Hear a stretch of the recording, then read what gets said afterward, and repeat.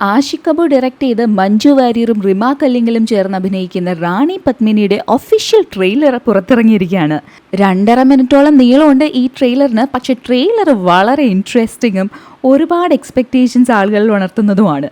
പത്മിനിയായി എത്തുന്നത് മഞ്ജു വാര്യറാണ് ഈ ഫിലിമിൽ. ട്രെയിലർ തുടങ്ങുന്നത് തന്നെ ഒരു സെൽഫ് ക്രിറ്റിസൈസിങ് ഡയലോഗോട് കൂടിയാണ് പത്മിനിയുടെ. പിന്നെ അത് വളരെ ടോം ബോയ്ഷ് ആയിട്ടുള്ള റാണിയിലേക്ക് പോകുന്നു. റാണിയായി എത്തുന്നത് റിമ കല്ലിങ്ങിലാണ്. ഈ ട്രെയിലറിൽ മറ്റൊരാളോട് റാണി തന്നെ സ്വയം പരിചയപ്പെടുത്തുന്ന പത്മിനിയുടെ ബ്രദർ ഇൻ ലോ ആയിട്ടാണ്. അതിൽ തന്നെ റാണിയുടെ ക്യാരക്ടർ വളരെ ടോം ബോയ്ഷ് ആണെന്ന് മനസ്സിലാക്കാവുന്നേ ഉള്ളൂ. റാണി പത്മിനിയുടെ അളിയനാ. ട്രെയിലർ കാണുമ്പോൾ തന്നെ റാണി പത്മിനി ഒരു വളരെ ഡിഫറെൻ്റ് ആയിട്ടുള്ള ട്രാവൽ മൂവിയാണ് എന്ന് എല്ലാവർക്കും മനസ്സിലാവും. അതും യാതൊരു ബന്ധവുമില്ലാത്ത 2 ഡിഫറെൻറ്റ് ബാക്ക്ഗ്രൗണ്ടിൽ നിന്ന് വരുന്ന 2 സ്ത്രീകളെ ചുറ്റിപ്പറ്റിയാണ് ഈ കഥ പോകുന്നതും. പിന്നീട് ട്രെയിലറിൽ വളരെ ഇൻട്രസ്റ്റിംഗ് ആയിട്ടുള്ള ക്യാരക്ടേഴ്സിനെയും പരിചയപ്പെടുത്തുന്നുണ്ട്.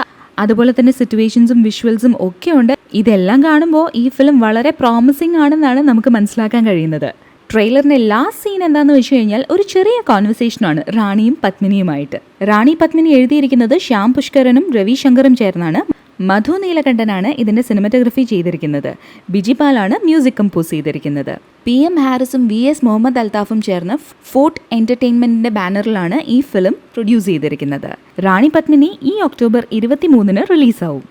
Mammootty sir and Mohanlal sir I haven't worked because I mean like